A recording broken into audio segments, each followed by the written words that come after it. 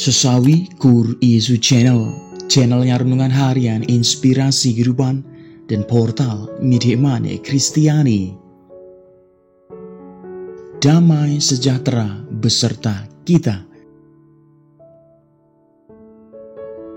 Semoga sahabat-sahabatku yang dikasihi oleh Kristus, sobat Kula Muda, dan saudara-saudara yang terkasih dalam Kristus Yesus dimanapun Anda berada, sungguh beroleh sukacita, berkat yang melimpah, perlindungan dari Tuhan, serta berjuta pengharapan sahabatku yang dikasihi oleh Kristus. Sahabatku dimanapun Anda berada, pada kesempatan hari ini, pada hari Jumat sahabatku, pekan Paskah yang kedua, kita diajak Tuhan untuk bersama-sama merenungkan, merefleksikan firman Tuhan sahabatku, dari Injil Yohanes bab 6 ayat 1 sampai dengan 15.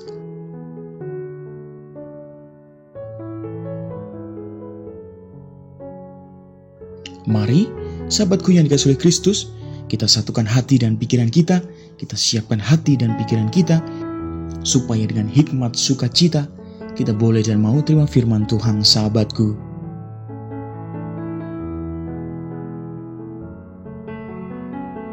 Tuhan beserta kita, sekarang dan selama-lamanya. Inilah Injil suci menurut Yohanes. Dimuliakanlah Tuhan.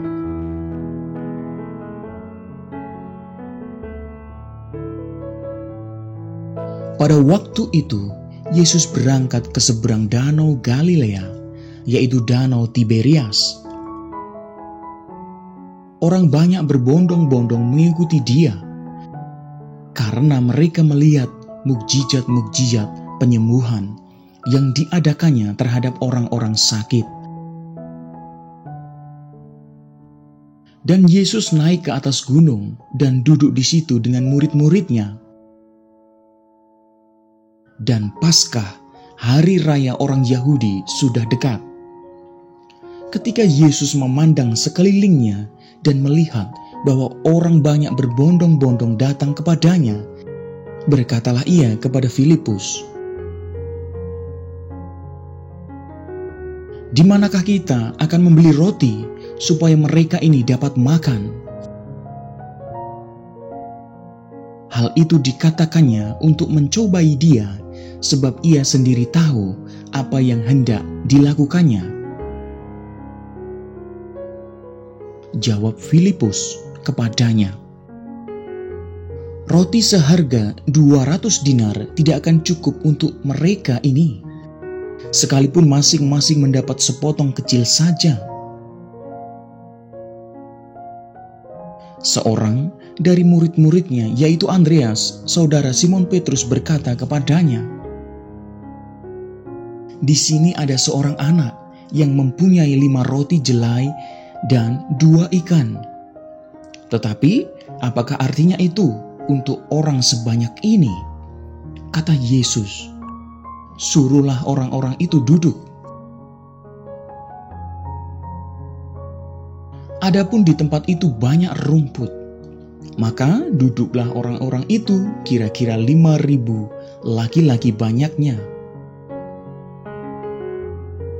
Lalu Yesus mengambil roti itu, mengucap syukur dan membagi-bagikannya kepada mereka yang duduk di situ.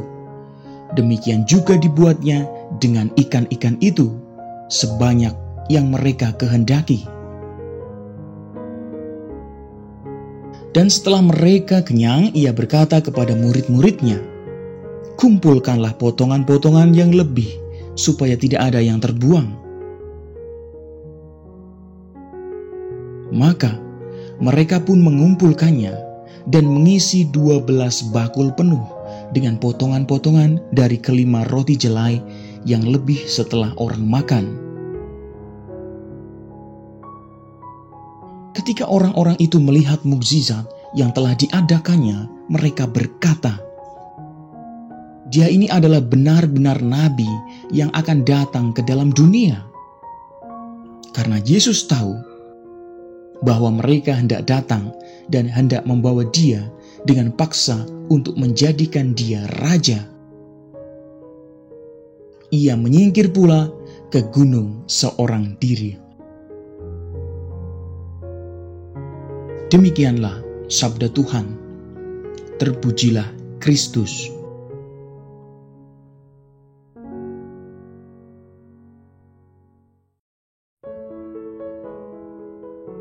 Sahabatku yang terkasih dalam Kristus, sobat Kelo Muda dan saudara-saudara yang terkasih dalam Kristus Yesus dimanapun Anda berada. Pada kesempatan hari ini, hari Jumat pada pekan Paskah yang kedua, kita diajak Tuhan berefleksi, merenungkan, menimba lebih dalam firman Tuhan, sahabatku. Sahabatku yang terkasih dalam Kristus Yesus, kita tahu betul bahwa setiap karya yang berdasarkan gerak roh kebenaran akan selalu menemukan jalan untuk terus melanjutkan karya tersebut, sahabatku.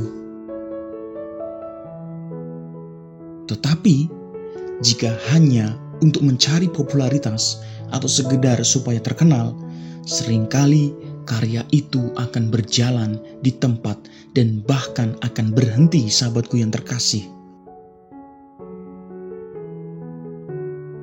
Sahabatku yang terkasih dalam Kristus Yesus dimanapun Anda berada.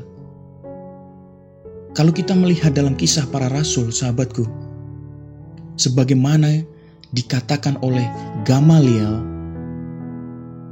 sungguh dikatakan, bila ajaran mereka berasal dari manusia akan lenyap dengan sendirinya. Tetapi bila berasal dari Allah, tidak akan seorang pun dapat menghentikannya. Sahabatku yang terkasih dalam Kristus Yesus dimanapun Anda berada. Sungguh kita tahu, Yesus melakukan semuanya dalam kerangka penyelamatan Allah, sahabatku.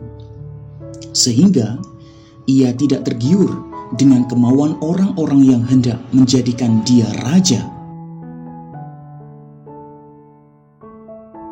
Yesus mau mengajarkan kepada kita semua untuk selalu setia dan taat pada tugas perutusan kita dengan rencana keselamatan Allah bagi umat manusia, sahabatku.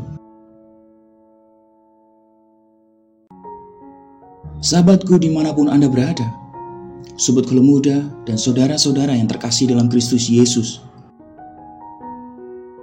Dia mengajak kita, orang beriman, untuk tidak lupa semua kesuksesan dalam pekerjaan dan pelayanan kita, semata-mata untuk kemuliaan Tuhan, sahabatku.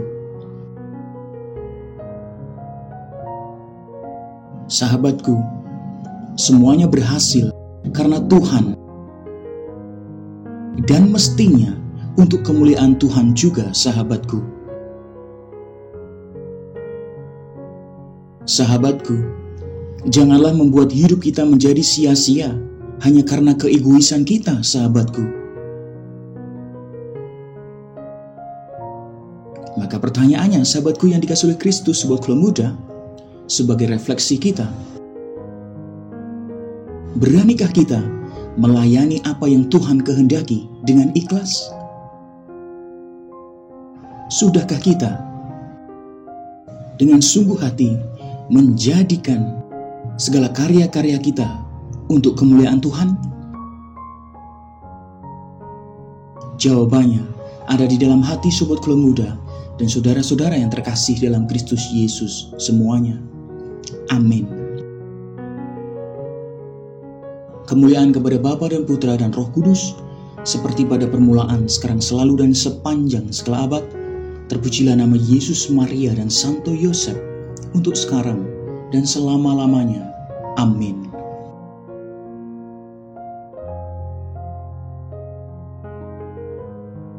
Sahabatku, mari kita tutup renungan singkat ini. Kita satukan dengan doa. Marilah berdoa. Dalam nama Bapa dan Putra dan Roh Kudus. Amin. Ya Tuhan, ajarlah kami semua untuk memberi dengan ikhlas dan tidak memperhitungkan apa yang sudah kami beri dan korbankan. Pakailah hidup kami ya Tuhan menjadi sarana firman-Mu yang hidup, dan hidup kami semakin menjadi berkat bagi banyak orang. Biarlah semua yang terjadi dalam hidup kami ya Tuhan, terjadi seturut kehendak-Mu. Amin. Kemuliaan kepada Bapa dan Putra dan Roh Kudus, seperti pada permulaan, sekarang, selalu, dan sepanjang segala abad. Terpujilah nama Yesus, Maria dan Santo Yosef, untuk sekarang dan selama-lamanya. Amin. Dalam nama Bapa dan Putra dan Roh Kudus. Amin.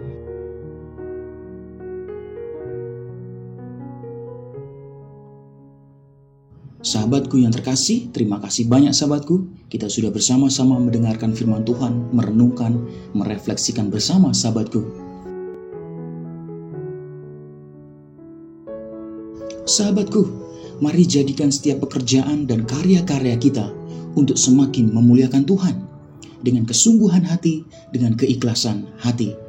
Sukacita Tuhan selalu terbangun dalam hidup kita, sahabatku.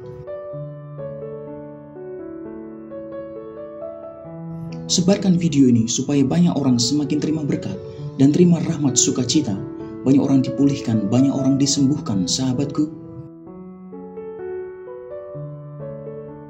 Hidup kita penuh berkat, hidup kita penuh sukacita, hidup kita penuh kesejahteraan, hidup kita penuh perlindungan.